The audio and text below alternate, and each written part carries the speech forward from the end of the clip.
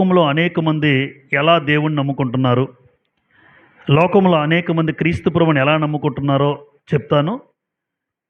దేని విషయంలో నమ్ముకోవాలో నమ్ముకోకుండా ఏదో లాభం కలిసి వస్తుందని నమ్ముకున్న వాళ్ళు కూడా ఉంటారు. అయితే అది విశ్వాసమే కాదు అని ఒక హెచ్చరికతో కూడిన సందేశం ఈరోజు వినబోతున్నాం మనందరం కూడా. గ్రంథములో ఏముంది, దేవుడు ఏమి రాయించారు అన్నది ఎప్పుడూ మనం పరిశీలన చేస్తూ ఉండాలి. ఎవరో పాస్టర్ గారు చెప్పారు నేను నమ్మేశాను వెళ్ళిపోయాను అనకూడదు మీరు. ఆయన ఏదో చెప్పాడు, ఆయన చెప్పింది గ్రంథంలో ఉందా లేదో తెలియాలి ముందు. ఆయన చెప్పిన దానికి, దేవుడు చెప్పిన దానికి, పాస్టర్ గారు చెప్పిన దానికి కరెక్టా కాదా అని కొంతమందికి తెలియదు. ఆయన చెప్పారు, నేను గుడ్డిగా వెళ్ళిపోతారు విశ్వాసులు. అయితే మన సంఘంలో అలాంటివి జరగవు. ఎందుకంటే గుడ్డిగా వెళ్ళిపోయిన పరిస్థితి అయితే లేదు, గుడ్డిగా చెప్పే పరిస్థితులు కూడా ఇక్కడ ఉండవు. ఉన్నది ఉన్నట్టుగా ప్రకటించబడుతుంది ఖచ్చితంగా లేఖనాల నుండి. అది గ్రహించలేని వాళ్ళు, అది నచ్చక సంఘాలు మారిపోతుంటారు కొంతమంది. ఈరోజు మనుషులందరికంటే దౌర్భాగ్యులు ఎవరు? గ్రంథంలో మాట ఉంది, దౌర్భాగ్యులు. దౌర్భాగ్యులు అంటే భాగ్యవంతులు లేదా భాగ్యులు వేరు, దౌర్భాగ్యులు వేరు. ఇప్పుడు మనుషులందరికంటే దౌర్భాగ్యులు ఎవరు? అదే పాఠం ఈ రోజున. మనకు ఆ స్థితి రాకూడదు, నీకు ఆ స్థితి రాకూడదు, నాకు ఆ స్థితి రాకూడదు. ఎందుకంటే నేను దౌర్భాగ్యుడిగా కనబడకూడదు దేవుడికి, నాకు ఇష్టం లేదు. నేను దౌర్భాగ్యుడిని అని అనుకోవడానికి ఒక రోజున అవకాశం లేకుండా నా జీవితం నేను చూసుకోవాలి. మనుషులందరికంటే దౌర్భాగ్యులు ఎవరు? చదువుదాం లేఖన భాగం. మొదటిగా కొరింథీయులకు రాసిన మొదటి పత్రిక. అందరం జాగ్రత్తగా విందాం, మరొకరికి మీరు చెప్పాలి ఈ పాఠం. 1 కొరింథీ 15వ అధ్యాయం. అపోస్తలుడైన పౌలు కొరింథీయులకు రాసిన మొదటి పత్రిక 15వ అధ్యాయం 19వ వచనం చదువుదాం అందరం. చూడండి, 1 కొరింథీ 15:19. ఈ జీవితకాలం మట్టుకే మనము క్రీస్తునందు నిరీక్షించు వారమైన ఎడల మనుషులందరికంటే, అదే రాశాను నేను బోర్డు మీద, మనుషులందరికంటే ఎలా ఉంటామట? దౌర్భాగ్యులమై ఉందుము. మనుషులందరికంటే దౌర్భాగ్యులు ఎవరు? ఇప్పుడు పైన వచనంకి వెళ్దాం. మనుషులందరికంటే దౌర్భాగ్యులు ఎవరు అంటే, ఈ జీవితకాలం మట్టుకే క్రీస్తునందు నిరీక్షించిన ఎడల. ఈ జీవితకాలం మట్టుకు అంటే మీకున్న 70, మనకున్న 80, ఒకవేళ 90 ఎవరైనా ఉంటే, 100 ఒకవేళ భవిష్యత్తులో, అంటే ఎవరికి ఎంత ఆయుష్కాలం ఇచ్చారో దాన్ని ఏమంటాం? జీవితకాలం. ఈ జీవితకాలం క్రీస్తునందు ఏముంచుతున్నారట చాలామంది? నిరీక్షణ. అంటే కేవలం భూమి మీద బ్రతకడానికే వాళ్ళు చూస్తున్నారు. ఆలోచించండి. అంటే ఉద్యోగం సంపాదించుకోవాలి, ఉద్యోగం రాలేదు బాబు నీకు, క్రీస్తు నమ్ముకోరా. దౌర్భాగ్యుడు అనమాట వీడు. అది ఎవరైనా సరే దౌర్భాగ్యుడు. ఉద్యోగం రాలేదని క్రీస్తుని నమ్ముకోమంటావా? పిల్లలు పుట్టలేదమ్మా, ఎన్ని సంవత్సరాలు అయింది? 5, 6 అయిపోయిందండి. పిల్లలు పుడతారు, క్రీస్తుని నమ్ముకో. దౌర్భాగ్యుడు నువ్వు. నేరుగా చెప్తాను నేను, దౌర్భాగ్యుడు నువ్వు. నీకు వాక్యం తెలీదు. పెళ్ళి కాలేదా? పెళ్ళి కావట్లేదని దేవుడిని నమ్ముకో. పిల్లలు పుట్టలేదని దేవుడిని నమ్ముకో.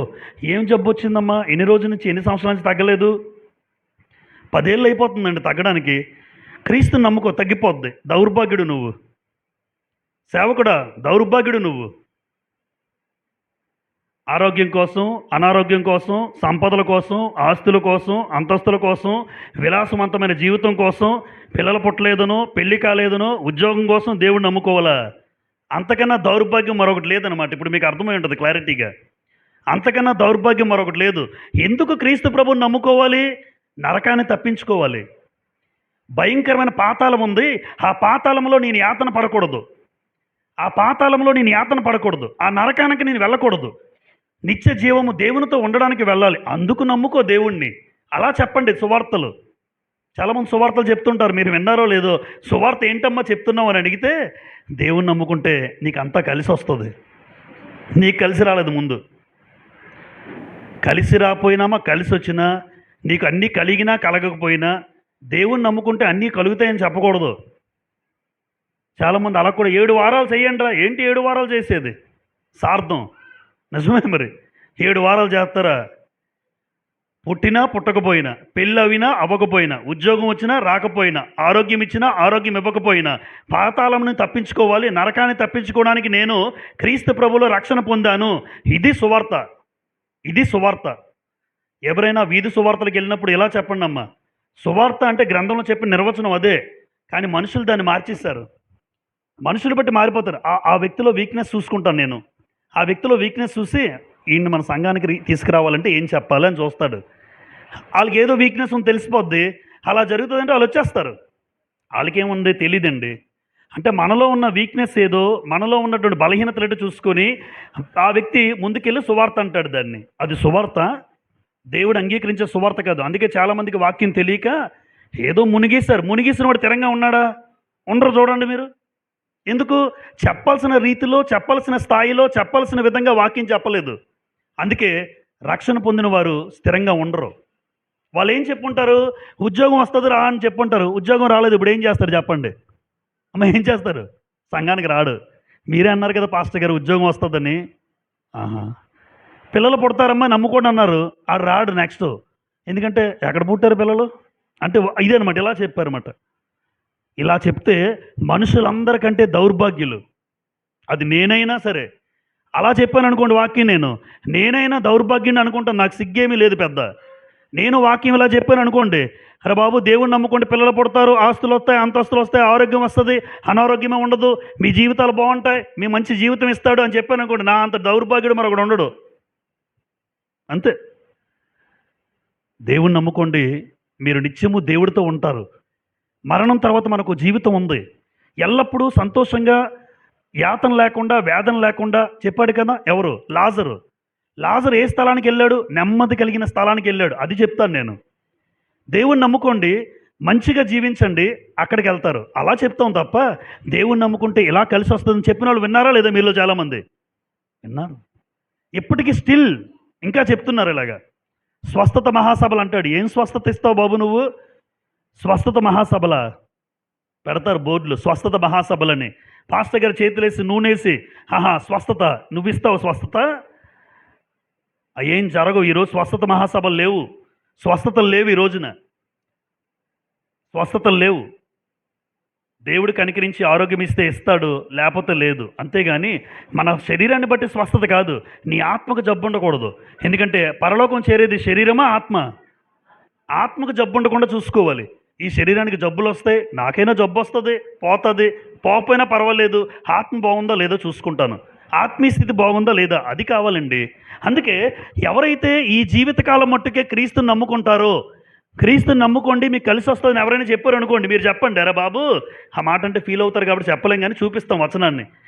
ఎందుకంటే అలా అనలేం కదా మనం, దౌర్భాగ్యులు అన్నారని అలా అనలేం కదా ఎవరిని కూడా. కానీ ఎవరైతే ఈ జీవితకాలం మట్టుకు ఈ 70 సంవత్సరాలు 80 సంవత్సరాలు క్రీస్తుని నమ్ముకోండి మీకు కలిసి వస్తుంది అన్నారు అనుకోండి, మనుషులందరికంటే ఏమవుతారమ్మా? దౌర్భాగ్యులు. దౌర్భాగ్యులు. బాగా కుండపోత వర్షం పడుతుంది. కుండపోత వర్షం పడుతుంటే ఒక ఆయన బాగా తాగుతాడు. ఆయన తాగుబోతుగా ఉంటాడు. తాగి తాగి తాగి రోడ్డు మీద పడిపోయాడు. నీళ్లు కారుతున్నాయి, ఆ నీళ్ళలో కొట్టి అలా పడుకొని ఉన్నాడు. అంతే.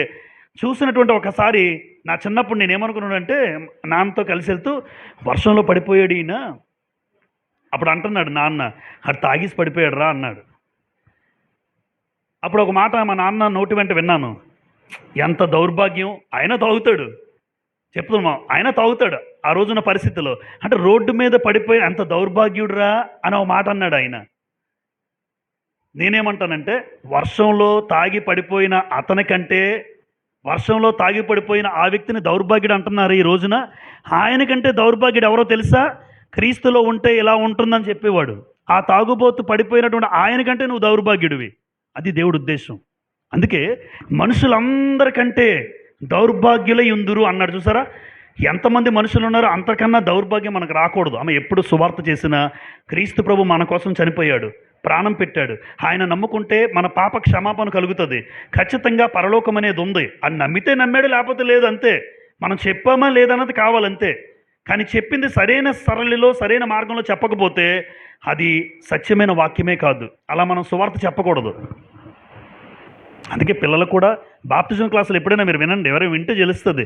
బాప్టిజం తీసుకున్న వాడికి ఆ 3 రోజులో 4 రోజులో చక్కగా బ్రెయిన్ వాష్ అయిపోద్ది. బ్రెయిన్ వాష్ అయిపోయినట్టు క్లాసులు చెప్తాము. ఎందుకంటే విషయం వాళ్ళకి అర్థమైపోవాలి. రేపు పొద్దున్న బాప్టిజం తీసుకున్నాడు తప్పు చేయాలంటే భయపడాలి, లేదంటే తీసుకోవడం మానేయాలి. అలా వెళ్ళాలి క్లాసులు తప్ప పర్వాలేదులే ఏం చేసినా పర్లేదని ఏదో చూడండి వాళ్ళకి ఏదో సంతోషం కోసం అలా చెప్పకూడదు. క్లాసులైనా తరగతులైనా ఇక్కడ ఏదైనా వాక్యం అనేది రైట్. ఈ జీవితకాలం మట్టుకు ఉండకూడదని మనకు అర్థమైంది. ఎందుకు ఈ జీవితకాలం మట్టుకు ఉండకూడదంటే మృతులైన వాళ్ళు ఏం చేయాలమ్మా, ఏమవ్వాలి, ఇది మన ఉద్దేశం. అమ్మ ఇదేనా? కొరింథీ పత్రిక 15వ అధ్యాయంలో ఉన్నాం కదా. ఈ కొరింథీ పత్రిక 15వ అధ్యాయం అంతా కూడా దేనికి సంబంధించిన అధ్యాయం అంటే మృతుల పునరుత్థానము అంటారు. మృతుల పునరుత్థానం బైబిల్ గ్రంథంలో మృతుల పునరుత్థానానికి సంబంధించినటువంటి అధ్యాయం ఏది అని అడిగారు అనుకోండి, 1 కొరింథీ 15వ అధ్యాయం. తరుముకోకుండా చెప్పాలి. మృతులు మరలా లేపబడతారు అని బలపరిచిన అధ్యాయం ఏది అంటే కొరింథీ పత్రిక 15వ అధ్యాయం 1 కొరింథీ. మృతుల పునరుత్థానానికి సంబంధించింది. ఒకసారి చదువుదాం, 12 నుంచి చూడండి.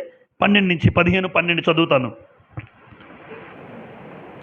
క్రీస్తు మృతుల్లో నుండి లేపబడి ఉన్నాడని ప్రకటింపబడుచుండగా మీలో కొందరు మృతుల పునరుత్థానము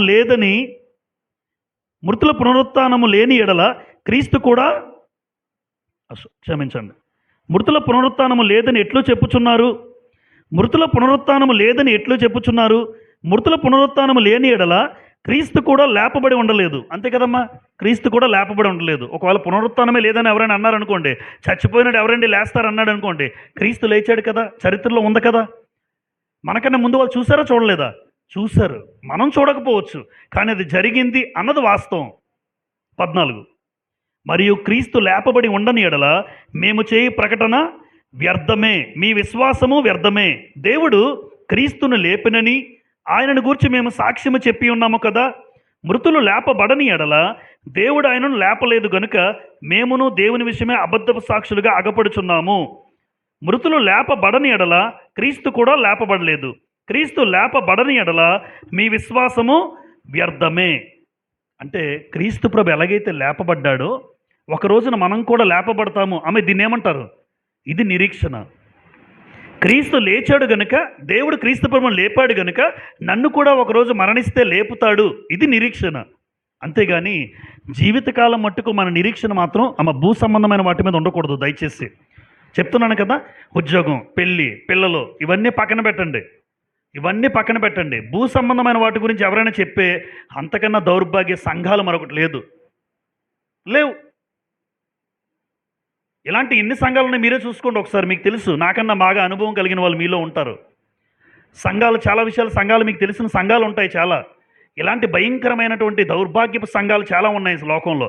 దేవుడు కోరుకున్న సంఘాలు కాదు, దేవుడు చెప్పమన్న సంఘాలు కాదు, దేవుడు ఏదైతే వద్దన్నాడో అది ప్రకటించే సంఘాలు. మన మార్తమ్మ కూడా చెప్తుంది. మార్తమ్మ రాలేదు కదా, వచ్చుంటే బాగున్నావు. అమ్మ సువార్త ఏం చెప్తున్నావమ్మా? దేవుడిని నమ్ముకుండా ఆరోగ్యం ఇచ్చేస్తున్న హాస్పిటల్కి వెళ్ళి చెప్తావమ్మా తల్లి. చెప్పాను ఆవిడికి, అలా చెప్పొద్దు, అది సువార్త కాదు. వీలైతే దేవునికి అక్కడికి వెళ్ళి ప్రార్థన చెయ్యు. విశ్వాస సహితమైన ప్రార్థన రోగిని స్వస్థపరుస్తుంది. ప్రభు అతను లేపుతాడు దేవుని చిత్తమైతే. మనం కేవలం ప్రార్థన చేయవాళ్ళు మాత్రమే.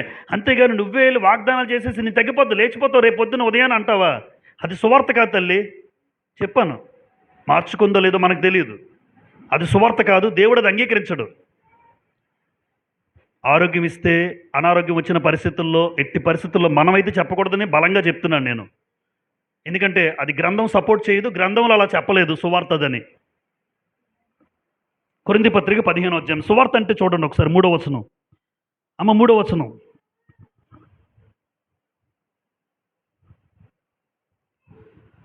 పదిహేను 3 లేదా 15 మొదటి వచనం చదువుదాం. మరియు సహోదరులారా, నేను మీకు ప్రకటించిన సువార్తను మీకు తెలియపరచుచున్నాను. ఏం చెప్తున్నాడు పౌలు మనకి? సువార్త. ఏంటా సువార్త? 3వ వచనం.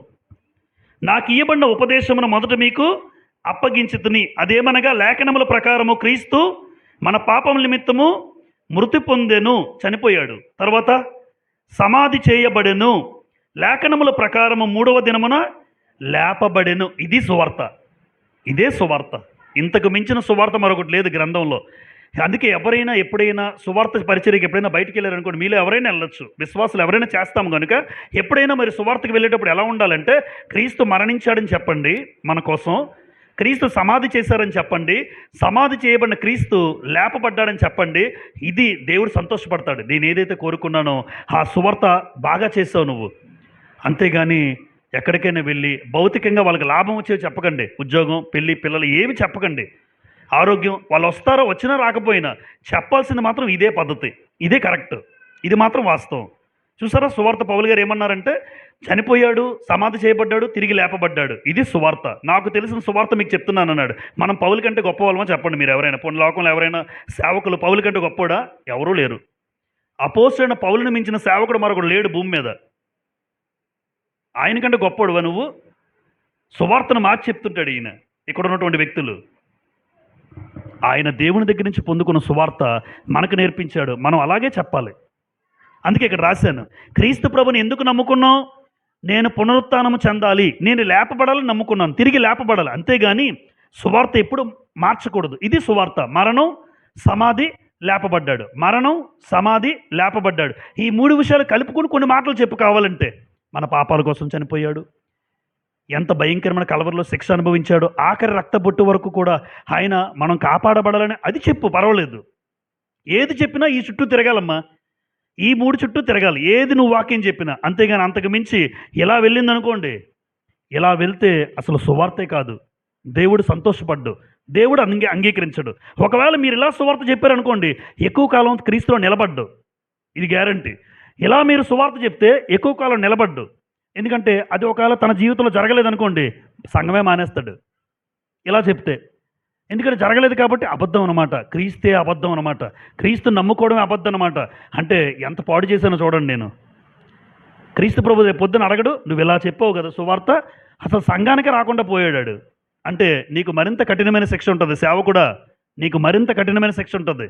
నువ్వు ఎలా చెప్పి పంపించావు? నేనేం చెప్పాను సువార్త, నువ్వేం చెప్పావు? అందుకే సేవకులకు ఏముంటుందని చెప్పాడు యాకోబు 3:1, సేవకులకు మరి కఠినమైన తీర్పు ఉంటుందని చెప్పాడు. ఎందుకంటే నోటుకొచ్చింది వాగేకండి, నీకు మరి కఠినమైన తీర్పు ఉంది. నువ్వు చెప్పే మాట జాగ్రత్తగా చెప్పాలి, ఉన్నది ఉన్నట్టుగా చెప్పు. అంతేగాని మనుషుల్ని పాడు చేసినట్టు చెప్తే నీకు అసలైన ట్రీట్మెంట్ ఒక రోజున ఉంది సేవకుడా అంటాడు. 2, మరి నిరీక్షణ ఈ జీవితకాలం మట్టుకు కాదు అనే విషయం అర్థమైపోయింది. ఈ 70 సంవత్సరాల వరకే కాదు నిరీక్షణ. నా నిరీక్షణ ఎలా ఉండాలి, లేదా నిరీక్షణ కలిగిన వారు ఎలా ఉంటారు ప్రాముఖ్యం. నిరీక్షణ కలిగిన వారు ఎలా ఉంటారు? ఇప్పుడు చాలామంది మన సంఘంలో కూర్చున్నాం, ఇక్కడ 10ల సంఖ్యలో కూర్చున్నటువంటి మనలో నిరీక్షణ ఉంది. ఎంతమందిలో నిరీక్షణ ఉంది అని ఎలా చెప్పగలం అంటే, ఆ నిరీక్షణ కలిగిన వ్యక్తులు ఎలా ఉంటారో ఇక్కడ రాశాను నేను. నిరీక్షణ కలిగిన వ్యక్తులు ఎలా ఉంటారంటే, నెంబర్ వన్ బంధకాలలో కూడా ఏం వదిలిపెట్టరు. అంటే నిరీక్షణ ఉంటుంది. బంధకాలు అనగానే క్రీస్తుని నమ్ముకుంటే కొంతమంది అంటారు, దేవుని నమ్ముకుంటే శ్రమలేనండి, దేవుని నమ్ముకుంటే కష్టాలేనండి. నిజమేనండి, క్రీస్తుని నమ్ముకుంటే శ్రమలు, బాధలు, నిందలు, ఇబ్బందులు, అవమానాలు వచ్చాయా? వస్తాయమ్మా, వస్తాయి, వచ్చాయి కూడా మీలో చాలామందికి. అంటే ఎవరైనా మీ దగ్గరంటే నీ నిరీక్షణ బాగుందని అర్థం. జకర్య గ్రంథం చూడండి, అక్కడ అద్భుతమైన మాట చూస్తాం మనం. జకర్య, పాత నిబంధన, జకర్య గ్రంథం 9వ అధ్యాయం. జకర్య గ్రంథం 9వ అధ్యాయం 12 చూడండి. జకర్య గ్రంథం 9:12, బంధకములలో పడియుండియు నిరీక్షణ గలవారలారా. అందరూ తెరిచానా? జకర్య 9:12 చూడండి. బైబిల్ చదవగలిగిన వాళ్ళు అందరూ కూడా బైబిల్ తెరిచి జకర్య గ్రంథం 9:12 చూడగలరు. బంధకముల్లో పడియుండియు, బంధకాల్లో పడిపోయారా లేదా? పడిన వాళ్ళు ఏముంచారు? నిరీక్షణ గలవారలారా, మీ కోటను మరలా ప్రవేశించుడి, రెండంతలుగా మీకు మేలు చేసేదనని నేడు నేను మీకు తెలియజేయుచున్నాను. ఎన్నంతలు మేలు చేస్తాడు? అయితే ఇది ఇప్పుడు కనబడదు, ఇప్పుడు కనబడకపోవచ్చు. ఒకవేళ దేవుడు మేలైతే చేస్తాడు. నువ్వు బంధకాల్లో ఉన్నావు కదా, నువ్వు బాధల్లో ఉన్నావు, శ్రమల్లో ఉన్నావు. ఒకప్పుడు చాలామంది అంటారు, బ్రదరు దేవుణ్ణి నమ్ముకున్నాం కానీ కష్టాల మీద కష్టాలండి, బాధల మీద బాధలండి. నిజమేనండి, నేను ఒప్పుకుంటాను. క్రీస్తుని నమ్ముకుంటే శ్రమలు, బాధలు, నిందలు మనకే కాదు ప్రవక్తలకు లేవు. మీకు చెప్పాను, చాలా ప్రవక్తల్లో ఏ ప్రవక్త ఆనందంగా ఉన్నాడు చెప్పండి? యెషయా ప్రవక్త ఆనందంగా ఉన్నాడు, బట్టలు లేకుండా తిరగమన్నాడు దేవుడు. తెలుసా మీకు ఆ విషయం? 1095 రోజులు 1095 రోజులు, సుమారు 3 సంవత్సరాలు. యెషయా నువ్వు బట్టలు లేకుండా తిరగాలి రోడ్డు మీద. సువార్త. ప్రవక్త తిరిగాడు. బట్టలు లేకుండా. ఇర్మియా నువ్వు పెళ్లి చేసుకోకూడదు అన్నాడు. ఈరోజు యవనస్తులు ఎవరైనా మీరు పెళ్లి చేసుకోవద్దని అనండి మీరు. నేను కాదులేండి. ఆ రోజు ఇర్మియా యవనస్తుడు పిలిచి నువ్వు పెళ్లి చేసుకోకూడదు, ఇది నా అభిప్రాయం అన్నాడు దేవుడు. చేసుకోలేదు. బాబు పెళ్ళినే చేసుకుంటాం కానీ నీ దగ్గరికైనా రాకుండా పెళ్లి చేసుకుంటాను అంటారు ఈరోజు యవనస్తులు, అవునా కాదా? జనరల్గా అంటే ఆ రోజు ఇర్మియాకి నువ్వు పెళ్లి చేసుకోకూడదని పెళ్లి చేసుకోలేదు ఇర్మియా. ఎహెజ్కేలు దగ్గరికి వెళ్ళాడు. ఎహెజ్కేలు నీ భార్య, నువ్వు ఉదయం సువార్తకి వెళ్తావు, సువార్త చేసుకుని ఇంటికి సాయంకాలం వస్తావు కదా, వచ్చేసరికి నీ భార్యని నేను చంపేస్తాను, నీ భార్య చచ్చిపోద్ది. సూచన వాళ్ళందరి జీవితాల్లో ఎంతగా అంటే ఏ ప్రవక్త జీవితంలో కూడా ఆనందం అంటే లేదండి. క్రీస్తు ప్రభుని బట్టి ఏమొచ్చాయి, కానీ రెండంతలుగా వాళ్ళ జీవితాల్లో. ఈరోజు అమ్మ ఈ పుస్తకాల్లో వాళ్ళ పేర్లు ఉన్నాయా? యెషయా గ్రంథం, ఎహెజ్కేలు గ్రంథం, ఇర్మియా గ్రంథం. మన పేర్లు ఉంటాయేంటి? మన పేర్లు కూడా రాయబడవు. ఒకవేళ ఉన్నా రాయబడవు, ఎందుకంటే మనం వాళ్ళలాగా ఉండలేం కనుక. రెండంతలుగా మీరు ఈరోజు చదువుతుంటే ఈ రోజున భక్తులకు ఎలా ఉంటుంది? నా పేరుతో పుస్తకం రాశాడు దేవుడు, రాయించాడు. మరి మీ జీవితాన్ని బట్టి అయ్యా, యెషయా గారి జీవితం బట్టి రాయించడానికి దేవుడు ఇష్టపడ్డాడు. యోబు ఆయన జీవితం రాయించబడ్డాడంటే ఏ వ్యక్తి జీవితంలో కూడా మీరు చూడండి, క్రీస్తుని బట్టి ఏమొస్తాయి? శ్రమలు, బాధలు, నిందలు, అవమానాలు, దుఃఖము, ఏడుపే. కానీ ఒకటి, నిరీక్షణ మాత్రం వదిలిపెట్టద్దు. అలా నిరీక్షణ, బంధకాల్లో కూడా నిరీక్షణ ఉంటే, అంటే నిరీక్షణ కలిగిన వారు ఎలా ఉంటారంటే శ్రమలు వచ్చినా దేవుని విడిచిపెట్టరు, అనారోగ్యం వచ్చినా మందిరం మానరు, ఇబ్బంది కలిగినా నింద వేసినా దేవుడి దగ్గరికి రాకుండా మానరు, ఎప్పుడు ఇక్కడే ఉంటారు. ఎన్ని శ్రమలైనా బాధలు. అలాంటి వాళ్ళు నిరీక్షణ కలిగిన వారు, దేవుడు కోరుకున్న నిరీక్షణ కలిగిన వారు. అందుకే అలాంటి వారికి రెండంతలుగా దేవుడు ఏమన్నాడు? ఖచ్చితంగా మేలుంటుంది. ఈరోజు కనబడకపోయినా అమ్మ దయచేసి రేపు పొద్దున్న మీ జీవితాల్లో ఉంటాయి. అంతేగాని క్రీస్తుని నమ్ముకుంటే శ్రమలు వచ్చాయనో, బాధలు వచ్చాయనో, ఇబ్బందులు కలిగాయనో ఎప్పుడు దేవుని విడిచిపెట్టొద్దు దయచేసి. ఇది నెంబర్ 1. 2, శ్రమ గురించి ఒక మాట రాశాడు. అసలు శ్రమ క్రైస్తవుడి జీవితంలో ఎందుకు అంటే, నిరీక్షణ రావాలంటే ముందు ఏం రావాలి తెలుసమ్మా?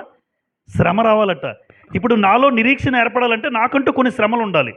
చూడండి, రోమాపత్రిక 5:3లో ఈ మాట రాస్తుంది. రోమా 5:3 చూడండి. రోమా 5:3లో, అంతేకాదు శ్రమ ఓర్పును, ఓర్పు పరీక్షను, పరీక్ష నిరీక్షణను కలుగజేయునని ఎరిగి శ్రమలయందును అతిశయపడుదుము. అంటే ఒక లిస్ట్ చూడండి, అలా ప్యాటర్న్ అలిగించాడంటే శ్రమ ఉంటే ఏమొస్తుంది నీకు? ఆ శ్రమను ఓర్చుకుంటే, నిజంగా ఓర్చుకుంటే అది నీకు ఒక పరీక్ష నీ జీవితంలో. ఆ పరీక్షకు కనుక నువ్వు నిలబడ్డావో, ఆ పరీక్షకు నిలబడితే నీ జీవితంలో నిరీక్షణ కలుగుతుంది. యోబు జీవితంలో జరిగింది అదే. యోబు శ్రమ వచ్చిందమ్మా, శ్రమకి ఏం చేశాడు యోబు? ఓర్చుకున్నాడు. దేవుని ఏమనలే, ఓర్చుకున్నాడు. అది పరీక్ష అని అర్థమైంది మనందరికీ. నిజంగా ఆ పరీక్ష యోబులో ఏం కలుగు చేసింది? నిరీక్షణ. భార్యకి చెప్తున్నాడు, మూర్ఖురాలు మాట్లాడేట్టు మాట్లాడకు, భార్యకి అంటున్నాడు. దేవుడు ఇచ్చాడు, దేవుడు తీసుకున్నాడు, ఇందులో తప్పేముంది? ఆయనే కదా మనకి అన్నీ ఇచ్చాడు, ఆయన తీసుకున్నాడు. ఎప్పుడు ఒక మాట అనుకో, నిరీక్షణ మనం ఉంచాలి. దేవుడు ఒక రోజున చూస్తాడు, ఆయన చేస్తాడు, నమ్మకం ఉంచాడు, అది నిరీక్షణ. అందుకే శ్రమ రాకపోతే నిరీక్షణ ఉండదు. శ్రమ ఓర్పు, ఓర్పు పరీక్ష, పరీక్ష నిరీక్షణను కలుగు చేస్తుంది అన్నాడు. 2, అసలు నిరీక్షణ కలిగిన వారు ఎలా ఉంటారు?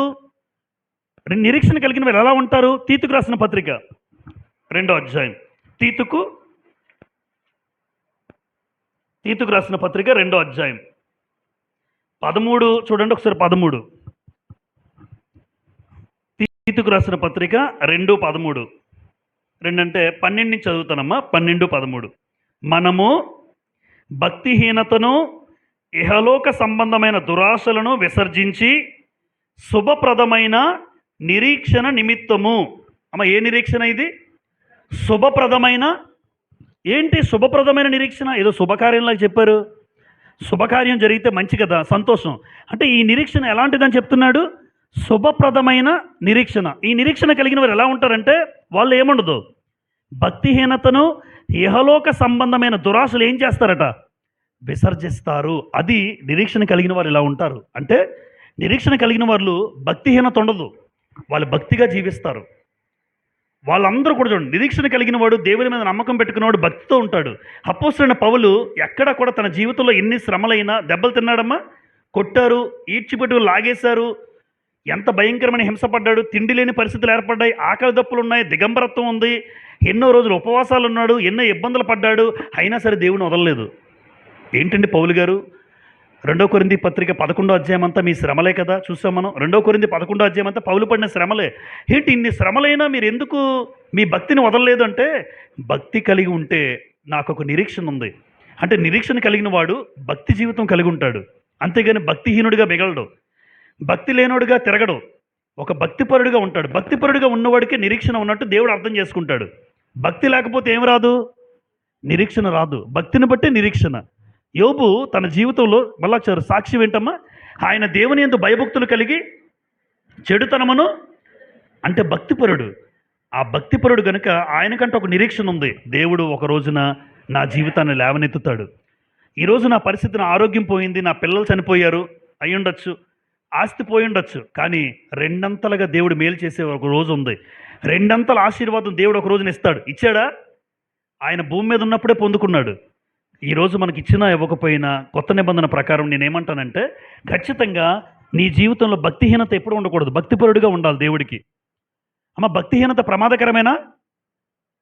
భక్తిహీనత ప్రమాదకరమే. రక్తహీనత, రక్తం లేదనుకోండి, 3, 4, 5 ఉందనుకోండి, 3, 4, 5 ఉంటే చాలా ప్రమాదం అండి, రక్తం ఎక్కించుకొని అంటారు. ఎందుకంటే రక్తహీనత, అది రక్తహీనత దేహానికి ప్రమాదం, భక్తిహీనత ఆత్మకు ప్రమాదం. రక్తహీనత ఉందనుకోండి, చాలామంది మన హాస్పిటల్కి వెళ్తే ఒక సిస్టర్ దగ్గర చెప్తున్నా టెస్ట్ చేస్తూ, అమ్మ నీకు 7 ఉందమ్మా, 7 పాయింట్లు ఉన్నాయా, కళ్ళు తిరిగి పడిపోతావు, నీకు సిమ్టమ్స్ ఉంటాయి అడుగుతున్నాడు. 7 ఉంది కదా, త్వరగా నువ్వు బ్లడ్ ఎక్కించుకో అంటున్నాడు. ఏమండి, బ్లడ్ ఎక్కించుకోకపోతే ఆ అమ్మ ఆవిడ ఎక్కడో దగ్గర కళ్ళు తిరిగి పడిపోద్దండి, ప్రమాదం, ప్రాణం మీదకి వస్తుంది. బ్లడ్ ఉండాలి. రక్తం లేకపోతే శరీరానికి ప్రమాదం మన జీవితంలో, భక్తి లేకపోతే నీ యొక్క ఆత్మకు ప్రమాదం. అందుకే భక్తిహీనత మంచిది కాదు, దేవుడు నచ్చలేంది. ఇప్పుడు భక్తిపరుడిగా మనం ఉండాలి.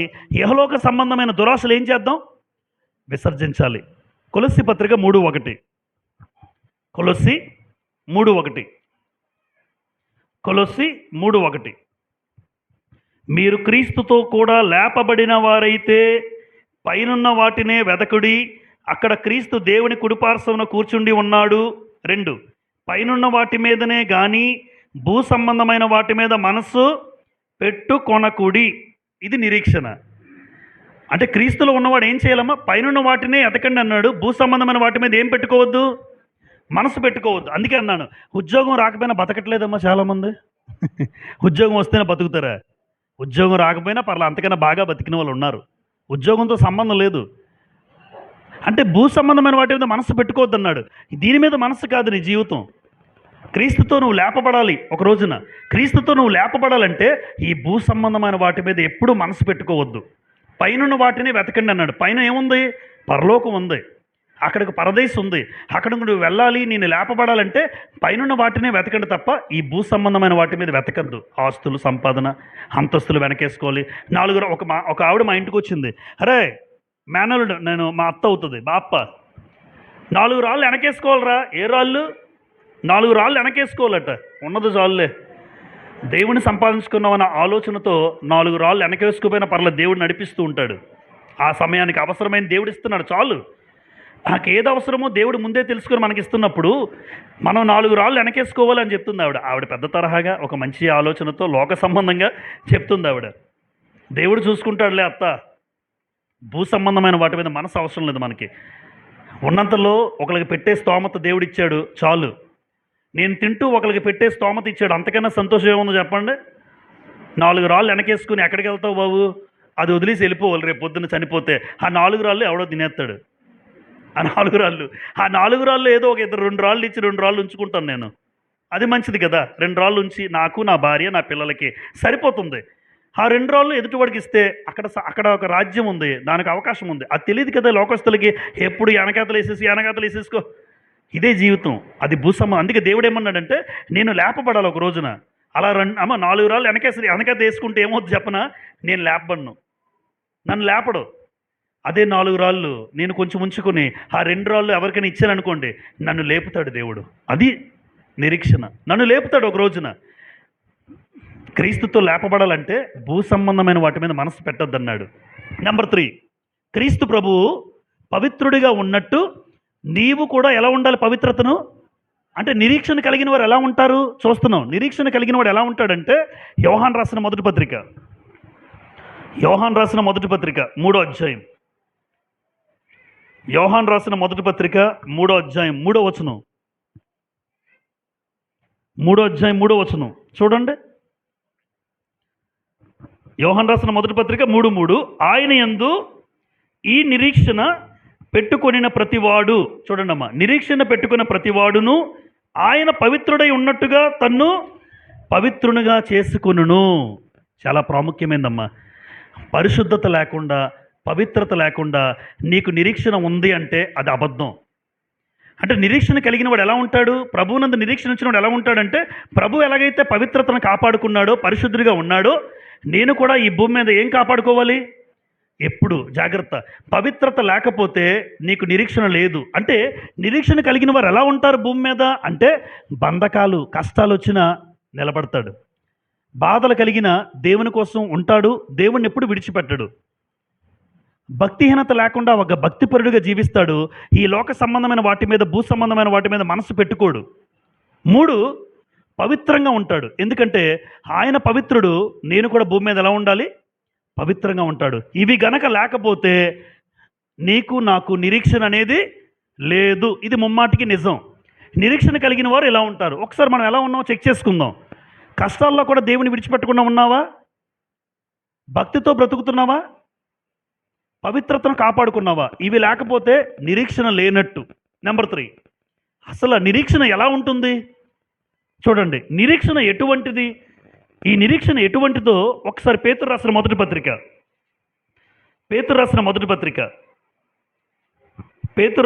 పత్రిక మొదటి అధ్యాయం చూడండి. నిరీక్షణ ఎలాంటిదో ఒక అర్థం చెప్తాడు ఇక్కడ నిరీక్షణకు. మొదటి పేతురు మొదటి అధ్యాయం 3-4 వచనాలు.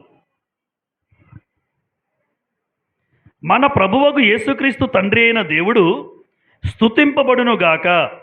మృతుల్లో నుండి యేసుక్రీస్తు తిరిగి లేచుట వలన, అండర్లైన్ చేయండి అమ్మా అక్కడ, నెక్స్ట్ లైన్, లేచుట వలన జీవముతో కూడిన నిరీక్షణ మనకు కలుగునట్లు.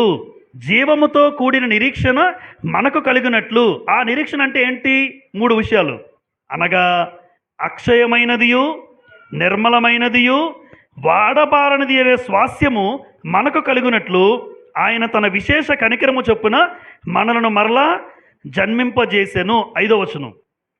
కడవరి కాలమందు బయలుపరచబట్టుకు సిద్ధముగా ఉన్న రక్షణ మీకు కలిగినట్లు విశ్వాసము ద్వారా దేవుని శక్తి చేత కాపాడబడి మీ కొరకు ఆ స్వాస్యము ఎక్కడుంది? పరలోకమందు భద్రపరచబడి ఉన్నది. పరలోకమందు భద్రపరచబడి ఉన్నది. అందరూ చూడండి. జీవముతో కూడిన నిరీక్షణ అంటే అర్థం ఏంటంటే 3 విషయాలు చెప్పాడు ఇక్కడ. నెంబర్ 1 ఏంటమ్మా? అక్షయమైనది. అమ్మ, అక్షయమైనది అంటే అర్థం ఏంటంటే నాశనము లేనిది, అంటే శాశ్వతమైనది అని అర్థం. అక్షయమైనది అంటే దేవుడు ఏ నిరీక్షణ అయితే మనకి ఇద్దాం అనుకుంటున్నాడో ఆ స్వాస్యం పరలోకంలో ఉంది. ఆ పరలోకంలో స్వాస్యం ఎలాంటిది అంటే అది నాశనం లేని స్వాస్యం. దాన్ని ఎవ్వరూ నాశనం చేయలేరు. ఇప్పుడు చూడండి, మనకు భూమి మీద మీ బీరువాళ్ళ బంగారాలు ఉంటాయి, డబ్బులు ఉంటాయి. ఒకరోజు నాశనం అయిపోద్దా లేదా? ఒక రోజున ఈ భూమి మీద ఉన్నటువంటి సమస్తము కూడా కాలి బూడిదైపోతాయి. బంగారం కానీ ఏవి ఉండవు. కానీ దేవుడిచ్చిన స్వాస్యం అయితే మాత్రం నాశనం లేదు. 2, నిర్మలమైనది. నిర్మలము అంటే అర్థం ఏంటంటే పాపము లేని, మాలిన్యము లేని, అపవిత్రత లేని స్వాస్యం మనకిస్తాడు దేవుడు ఒక రోజున. ఎంతమంది నిరీక్షణ కలిగి ఉన్నారో అమ్మ నిజంగా మనస్ఫూర్తిగా. అక్షయమైనది, నిర్మలమైనది, వాడబారనిది అంటే ఎప్పటికీ వాడిపోదు.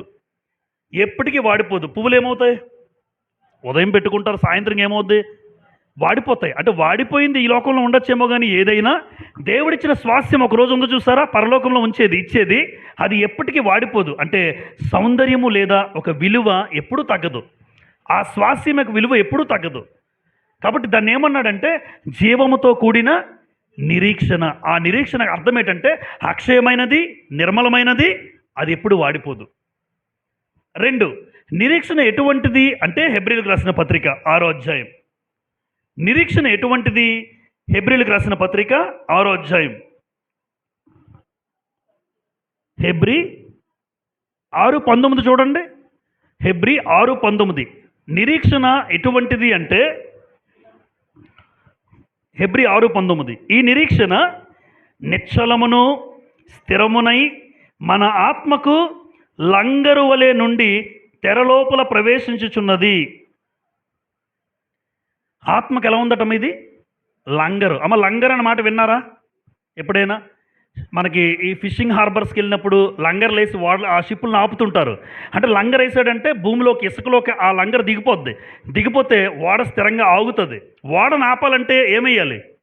ఊరు చుట్టూ ఒక 4, 6 ఎన్నో మినిమం 4 లంగర్లైనా కిందకి దిగితే ఓడ కదలకుండా ఉంటుంది, నిశ్చలంగా ఉంటుంది, స్థిరంగా ఉంటుంది. మరి మన ఆత్మకు లంగర్ ఏంటి? మన ఆత్మకు లంగర్ ఏంటి? నిరీక్షణ. చూడలేదు మీరు? 6:19 చూడండి ఒకసారి అందరూ. 6:19, ఈ నిరీక్షణ నిశ్చలమును స్థిరమునై మన ఆత్మకు లంగర వలె ఉంటుంది. అంటే ఆత్మను కూడా స్థిరంగా ఉంచాలంటే ఈ ఆత్మ ఒక లంగరేసి ఆపాలి. ఆ లంగర్ ఏదో కాదు, నిరీక్షణ. ఎందుకంటే అందరూ చూడండి, నా మనసు రకరకాలుగా కోరుకుంటుందమ్మా, ఎక్కడెక్కడో ఆనందించాలని కోరుకుంటుంది. మరి ఈ ఆత్మకు లంగరేసి ఆపాలంటే నాకంటూ ఒక నిరీక్షణ ఉండాలి. నేను లేపబడాలి. క్రీస్తు లేపబడ్డాడు, నేను లేపబడాలి. ఇప్పుడు నేను లేపబడాలనుకుని సినిమాలు చూస్తే ఎలా ఉంటుందో చెప్పండి?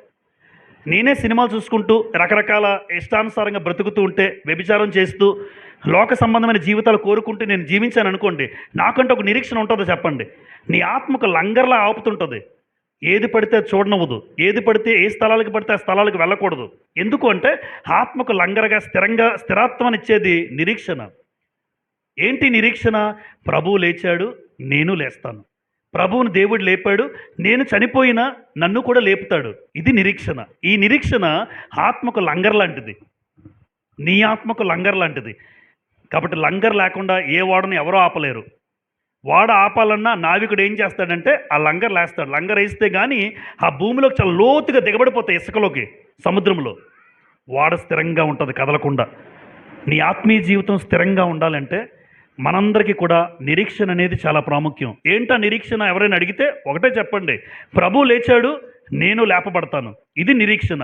ఇలా నువ్వు లేపబడాలంటే పాపం చేస్తే లేపబడతావా? తప్పుడుగా బ్రతికితే లేపబడతావా? మోసాలు చేస్తే లేపబడతావా? నీ ఇష్టానుసారంగా లోక సంబంధంగా బ్రతికితే లేపబడతావా? లేదు, లేపబడరు. దానికంటూ కొన్ని విధ విధానాలు ఉన్నాయి. కాబట్టి ఆత్మకు లంగర్ లాంటిది నిరీక్షణ. ఎవరైతే జీవముతో కూడిన నిరీక్షణ, ఆత్మకు లంగర్ లాంటి ఈ నిరీక్షణ కాపాడుకుంటారో ఆ నిరీక్షణ ఏం చేస్తుంది తెలుసమ్మా? మనుషుల్ని సిగ్గుపరచదు. రోమపత్రిక 5:5, రోమా 5:5, రోమీలకు రాసిన పత్రిక 5వ అధ్యాయం 5వ వచనం చూడండి.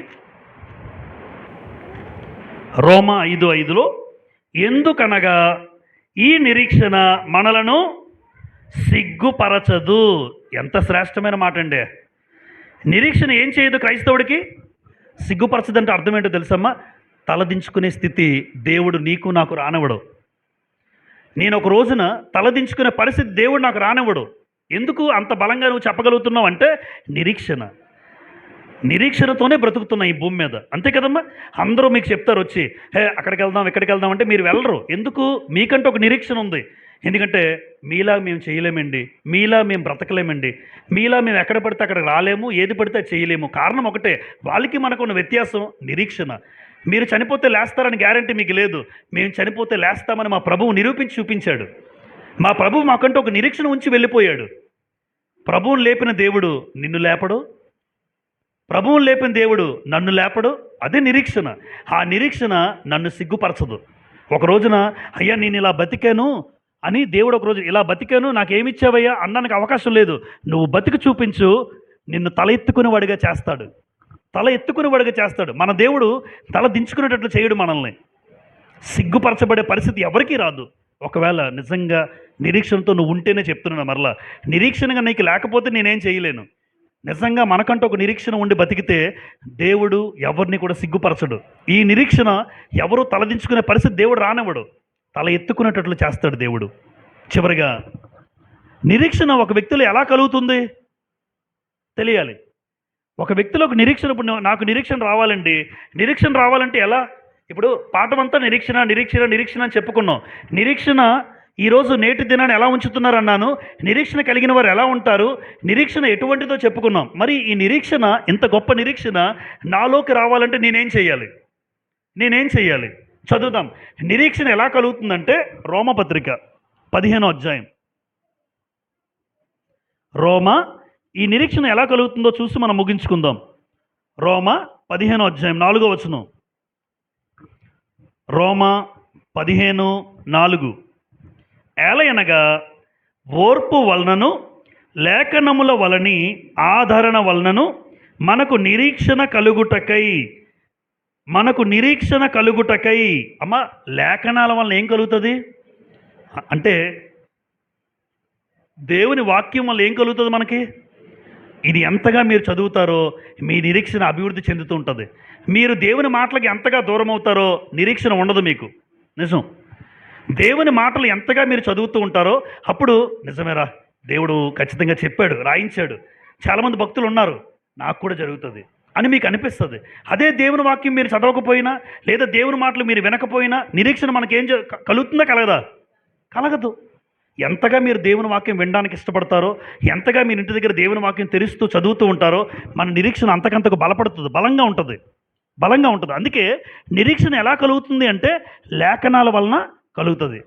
లేఖనాల వలన మాత్రమే, దేవుని వాక్యం వలన మాత్రమే మనకు నిరీక్షణ అనేది కలుగుతుంది. ఉదాహరణకు అపోస్తలుల కార్యాలు 2 ఉదాహరణలు చెప్పి నేను ముగిస్తాను. ఒకటి క్రీస్తు ప్రభు గురించి, ఒకటి అబ్రహాం గురించి. చూడండి, అపోస్తలుల కార్యాలు 17వ అధ్యాయం. ఎందుకంటే లేఖనాలు మనకేం కలుగు చేస్తాయని చెప్పారు? నిరీక్షణ. ఆ నిరీక్షణ కలిగించే ఒక వాక్యం చూడండి. అపోస్తలుల కార్యాలు 17వ అధ్యాయం. అపోస్తలుల కార్యములు 17వ అధ్యాయం 17, 30, 31 చదువుతాను. ఆ అజ్ఞాన కాలములను దేవుడు చూచి చూడనట్టుగా ఉండెను. ఇప్పుడైతే అంతటను అందరూ మారు మనస్సు పొందవలనని మనుషులకు ఆజ్ఞాపించుచున్నాడు. అమ్మ, దేవుడు బతిమాలుతున్నాడా, ఆజ్ఞాపిస్తున్నాడా? అంటే ఇప్పుడు దేవుడు అవకాశం ఇస్తుంటాడు భూమి మీద, ఎవరైనా రక్షించబడతారేమో. ఇంకా మీరు చాలామంది అనుకుంటారు, ఎప్పుడండి క్రీస్తు రాకడ, ఇంకా రావట్లేదనండి ఎగతాలు చేసిన వాళ్ళు ఉంటారు. మా స్నేహితులు కూడా చాలామంది ఉన్నారు. అరే, క్రీస్తు ప్రభు వచ్చేస్తారు. ఏంటో వచ్చేసేది? 2000 ఇయర్స్ అయిపోయాయి, 2026 ఇంకా క్రీస్తు రాలేదేంటని ఎగతాలుగా మాట్లాడుతుంటారు నా స్నేహితులు. వస్తాడు ఏదో రోజున. వచ్చినప్పుడు పరిస్థితులు చాలా భయంకరంగా ఉంటాయి. ఈరోజు నువ్వు నవ్వుకుంటున్నావురా బాబు, రేపు పొద్దున్న చాలా భయంకరంగా ఉంటుందని చెప్పాను. క్రీస్తు ప్రభు అవకాశం ఇస్తున్నాడు. ఇదిగో నీలాంటి వాళ్ళు ఎగతాలు చేస్తున్నారు కదా, నవ్వుతూనే నువ్వు ఎగతాలు చేస్తున్నావు కదా, నీలాంటి వాళ్ళు ఎగతాలు చేస్తారని నువ్వు కూడా మారాలని దేవుడు అవకాశం ఇస్తున్నాడు రా అన్నాను. అంతటను అందరూ మారు మనస్సు పొందవలనని మనుషులకు ఆజ్ఞాపించుచున్నాడు. 31.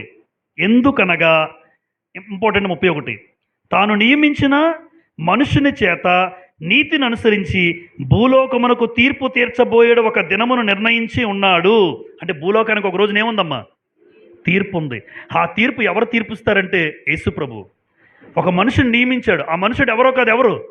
క్రీస్తు ప్రభు. ఆయన బట్టి ఈ భూలోకానికి ఏముంది? ఒక రోజున తీర్పు ఖచ్చితంగా ఉంది. తర్వాత 31 చివరి భాగం, మృతులలో నుండి ఆయనను లేపినందున దీన్ని నమ్ముటకు అందరికీ ఆధారము కలుగజేసి ఉన్నాడు.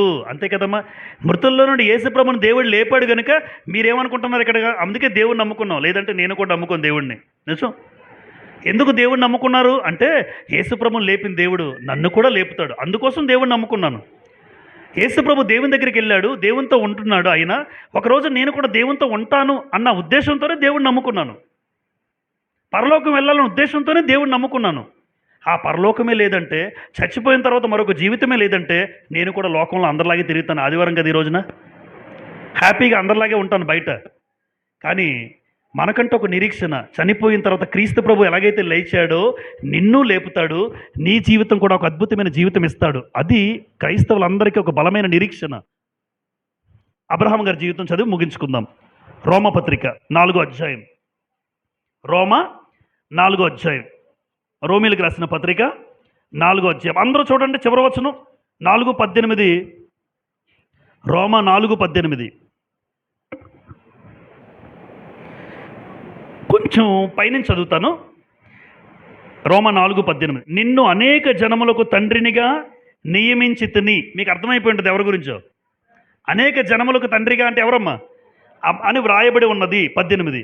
నీ సంతానము ఇలాగు ఉండునని చెప్పిన దానిని బట్టి తాను అనేక జనములకు తండ్రి ఎగునట్లు, ఆ మాట అండర్లైన్ చేయండి చూడండి అందరూ.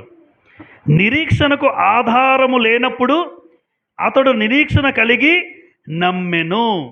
బా, అమ్మ మీకు ఎలా ఉందో కానీ ఆ మాట చదువుతుంటే, నిరీక్షణకు ఆధారము లేనప్పుడు అబ్రహాం గారికి ఏముంది?